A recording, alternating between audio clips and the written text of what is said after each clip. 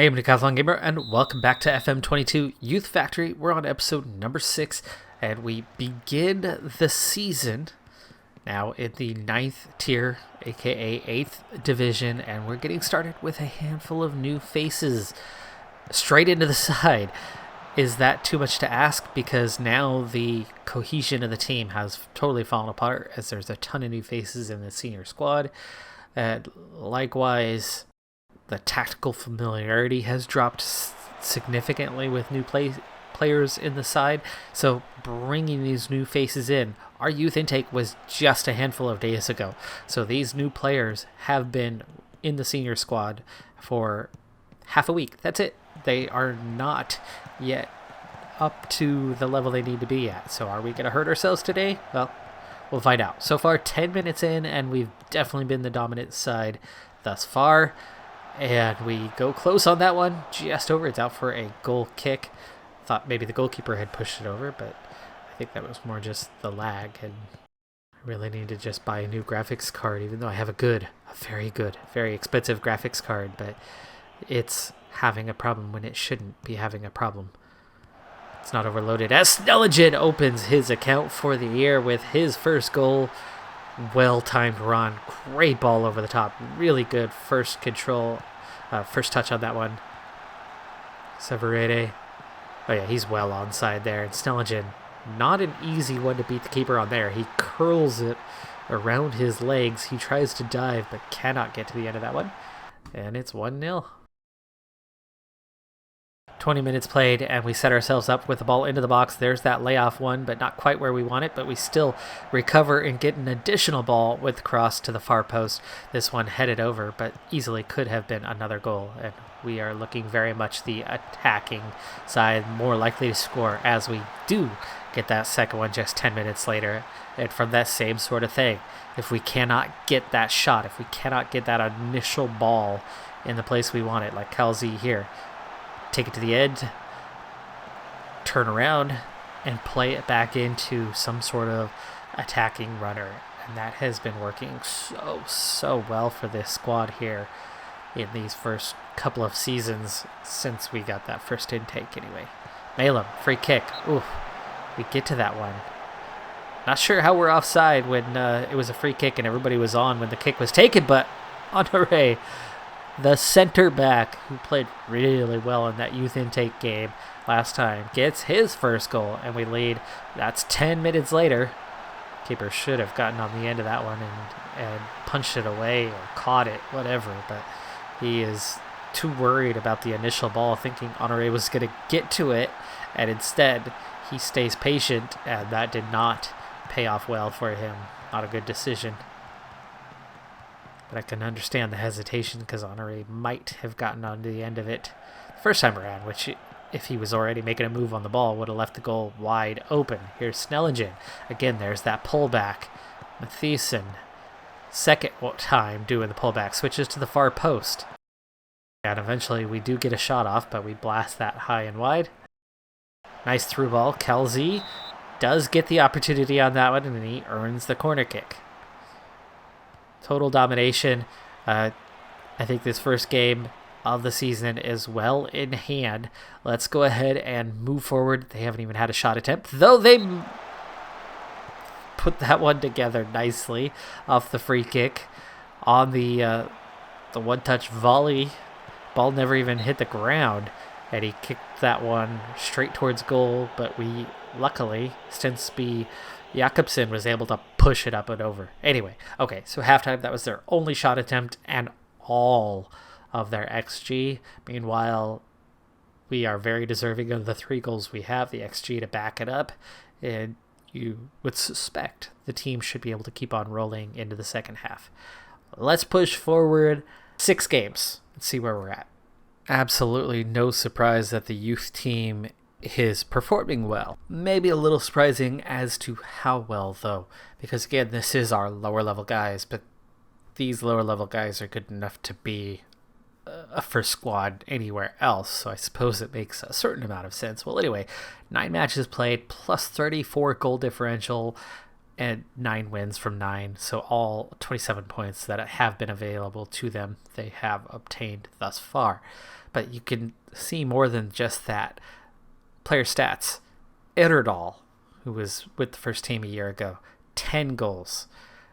We are also second place in the goal department. Average rating, first, second, and third best players in the league. Assists, first and second best in the under 19s. Like, player of the match, though, has been very diversified. Peña, 7 shutouts from 9 matches played. So we've only given up goals in 2 of the matches they've played so far. So total domination by the under 19s. At the senior level, we are approaching that 6th match of the season, and we've won all 5 so far, plus 17 on the goal differential, though that only has us second in the league as Wamcam 2. They've played 7 matches, so they've managed to score 1 more point than us, though they do not have a perfect record, and they're definitely behind us in the goal departments. Snelligen, 5 goals from 5 matches played, equal on Golden Boot pace. And again, like our under-19s, our senior team tops the league with the highest 3 ratings. Asensio with 4 assists to be equal on top of the league. Player of the match, right there. The shutouts right there. We've been good, but we haven't been perfect. We certainly could lose some matches along the way this season, but with a more well-rounded squad and those guys that are now fitting in, familiarity has definitely come along for the players we've been trying to work into the side, and you can see, other than position, role, and duty, for a handful, they're there.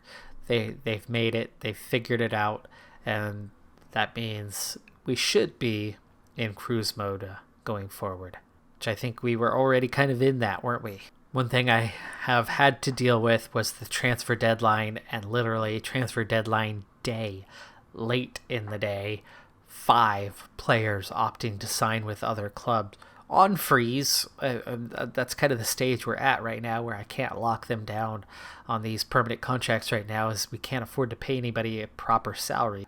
And because we can't pay them a proper salary, I don't get the ability to deny other clubs to come in and take them for free.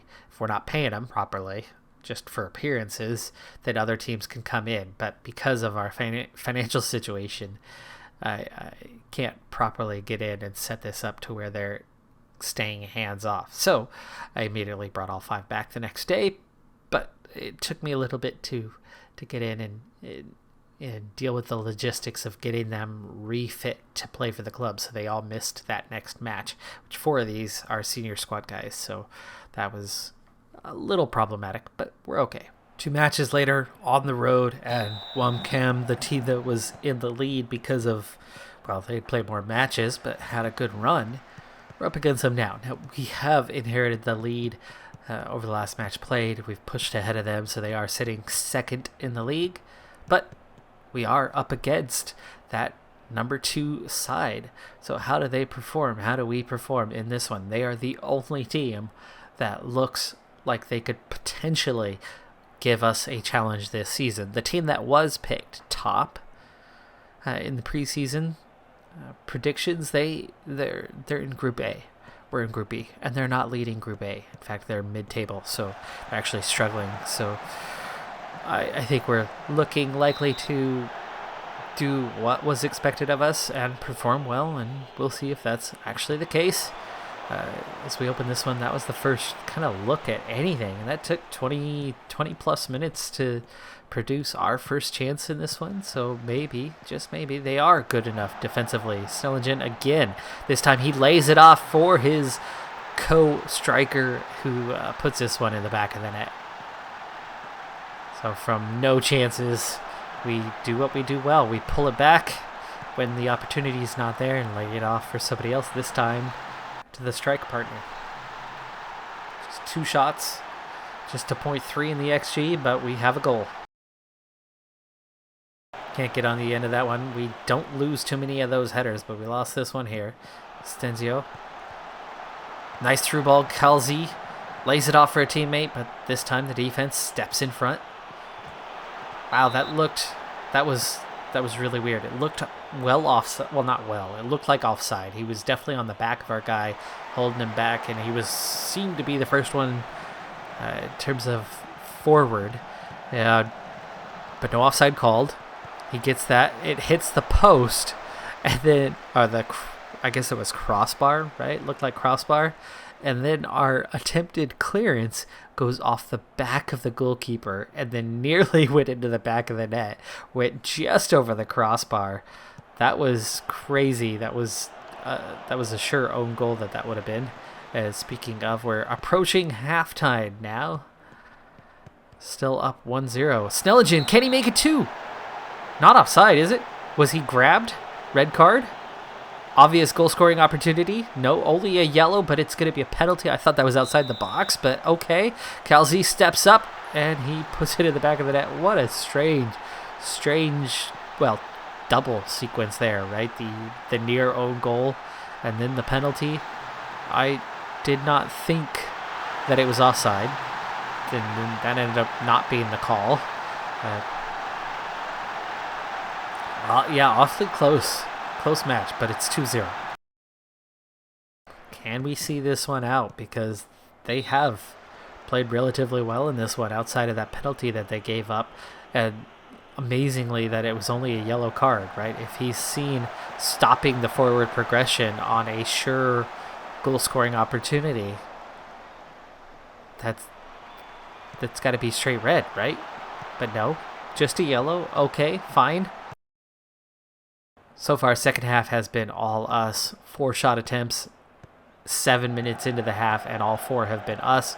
So where we weren't dominating the first, we are dominating the second, but then they go extremely close to putting that one in the upper corner.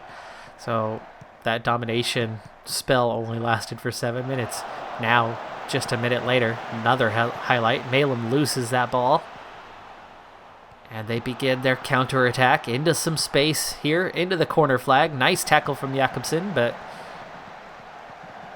still in possession.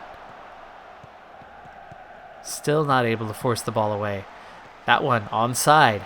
That one inside to the 6-yard box, and they nearly score. We tap it away to get the corner, and now finally out for a goal kick. So after it was all us to start the second half, they quickly got back into a strong position. Free kick there. Nice save to put that out for a corner. Otherwise, that would have been 3 and would have put the game away, surely. Nice corner kick there. Flashes through the happy zone, but nobody gets onto the end of it. And we continue on. Okay. Kumar. Honore struggling. Let's think about subs. Kalzi not playing particularly well. Let's bring on... Nice ball there, and they are back in this thing with just 10 minutes to play. That was a nicely worked goal, and we do need to change how we play this one out. We need to make sure we see this thing out for the 3 goals. Bad clearing header there, as we certainly had a chance to get on the end of that one and push it away and failed to do so. Let's go ahead and waste some time. I think we could actually play at a faster tempo than what we play at on a regular basis. Now that we have some players that can actually play, I think we do need to make some tactical adjustments. Ooh, we give that one away. Yikes, that was a clear chance. 85th minute. There's that little bit of time wasting going on. Don't get onto the end of that one when we easily could have. Stenzio, let's bring on... Darlishta could actually take over as a starter. He has finally learned the position, and I think he is poised. He's, on paper, our best player, but I'm going to have to actually, now that I have multiple players of similar ability, start comparing who's good for us and who isn't. Right now, most of the time... Oh, that's going to be a penalty. That's going to be a penalty. Severide could have brought him down outside of the box, but no, he waits until he's already in the box, so he ends up giving away a terrible penalty on that one. And from a winning position, we have dropped points. Here's the thing. It's a bunch of 15 and 16-year-olds and a couple 17-year-olds that are out there. They are bound to make mistakes. Quality-wise, we are much better. Tactically, we are much better. But from a winning position, we're a team that is vulnerable. And we're showing that right here.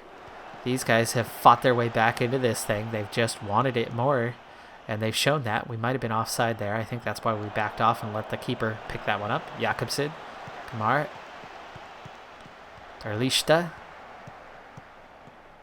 They got away with a bit of what? Wow. That was so close. That would have somehow given us all 3 points after everything we've done. Malum clears that out. Time is up. Can we get anything here? Last chance, Snellingen. Good defensive play to send that one away. Still no final whistle. They don't seem to want to play. Right now they look happy with 1 point at home against the league leaders. And sure enough, we have dropped 2 points today. So not a perfect season. Looking at the XG, this was the deserved outcome. Of course, that penalty gave them a huge boost to their XG. But they went from almost nothing to 1 clear chance, and then the second clear chance is a goal, and then a penalty gives them their second, and that was it. I mean, they had 3 chances in that game, and they got 2 goals out of them. Meanwhile, we loads of chances, but nothing concrete, nothing sure. That was underwhelming, to say the least. So maybe we do have a little bit of a challenge. I think consistently, though, we're going to beat most teams in this league, and even with the inconsistency of our youth, they should still pull through and win the league. We check in here at the halfway point. 8 matches played, 7 wins, just the 1 draw, plus 20 on the goal differential, but it's only a 3-point lead in the league. That's still really close. 5 point over third place, still really close. Now everybody else has fallen off the pace. Promotion seems assured given that stat, but is the league assured? Not quite. Looks likely, but it's still fairly tight, and it could go any direction. Again, we still have that inconsistency part. Snellingen, who had 5 goals in 5, now only has 1 goal in his last 3 matches. A little give and take. As for development, it appears to be non-existent at this point. Malum was a 53 when he signed with us. He is now a 53 a year and a half later. Here you can see just how consistent. There's a little up, there's a little down, but really it's stagnated. He really hasn't made any progress, and if anything, from February to March, looks like he declined a little bit. So it just really goes to show how important having good staff, having training facilities are, and only training a couple days a week. Ultimately, we are just keeping steady. Speaking of how important coaching is, as part of that in the training, you can see our reputation at 10%. Managing finances is not looking so good right now because the club is struggling. Not that it's my fault. But here's where we sit now. Defending and tactical both at 6s, technical and mental now at 2. Attacking is at 3. So we've made a tiny bit of progress there. Still no adaptability, but we've nearly, after 2 years, nearly adapted to Norway. In fact, we're almost 3 years on the job, 2.5 now to be exact. Knowledge about players, seen a little bit of a climb. Level of discipline has gone from a 1 to a 5 over the last year. People management and motivating are definitely both seeing a small increase. So the mental side is progressing a little bit better than the coaching side. And of course, that's down to coaching badges. When the team does finally have its finances sorted, I'm going to be able to specialize in defending and tactical coaching in particular. And from that specialty, I'll be able to make more rapid progress, I think, in a single category. Also, I'll be able to get those coaching badges and see more progress across the board. But we got to take care of those finances first.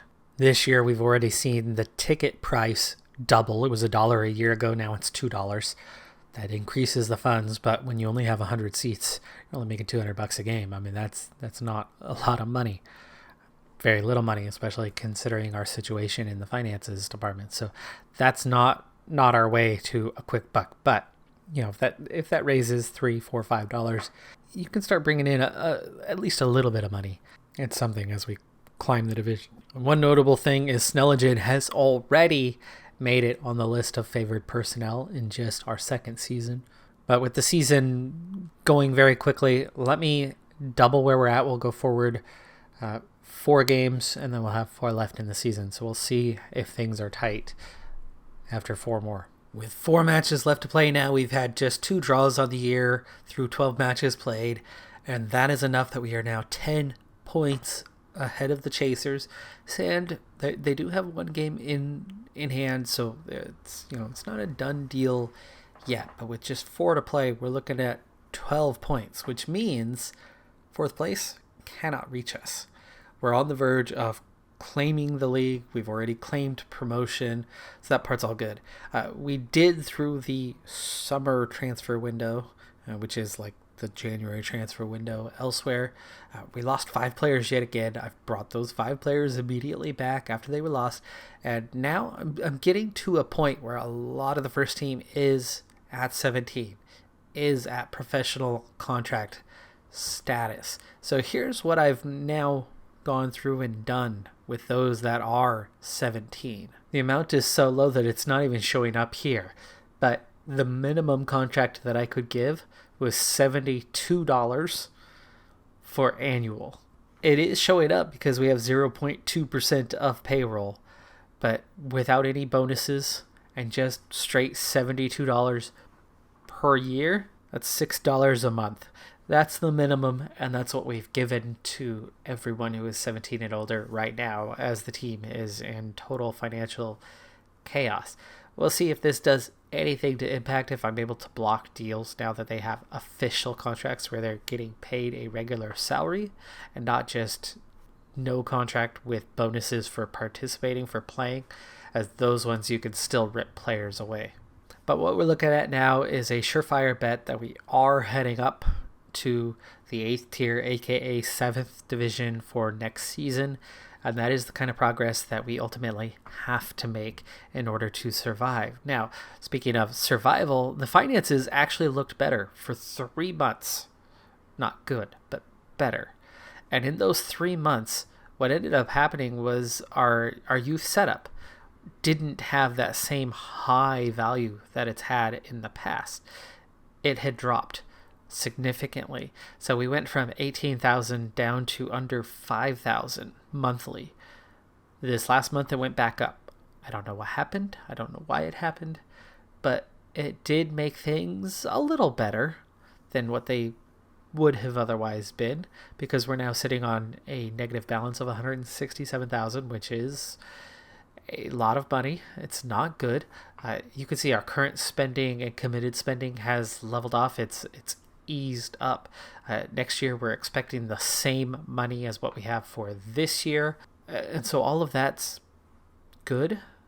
I guess not losing as much money, and maybe we'll have some more sponsorship coming up next year to where we're not losing $250,000 per season and just a bit. But reality is, from October a year ago, well, I guess that would be September a year ago, to September now, so a year on, we've lost 170,000. That's a lot of money, and some of that is last season, right? Where this season really kicked off, the rate dropped a lot further. The last 3 months were a little better, so we'll see if I can get a trend like that again. I don't know why the value decreased, but it did, and that would help us out. Even if it's only a few months out of the year, that helps us out. I mean, that saves a good 36,000 or so a year. That cuts back, right? That 250 becomes a little closer to 200,000 a year in losses, and that can help us stretch a little further to the point where we do hit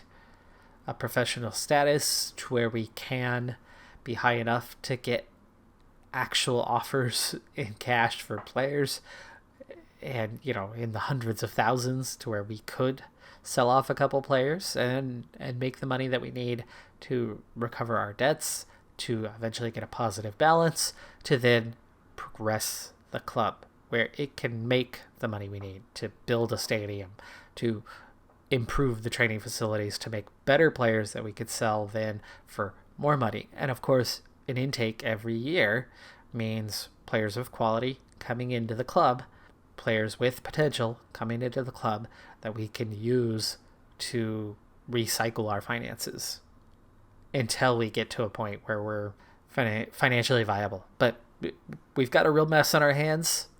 I feel like there is something on the horizon that is doable with it. For now, we gotta just keep our head down and keep moving and keep getting promotions. If we stall out where we haven't gotten to a point where we can get offers for money, we could be in real trouble. The challenge is still on. Right now, it's not on the field. Right now, it's off the field, off the pitch. On the pitch, we're getting back-to-back promotions.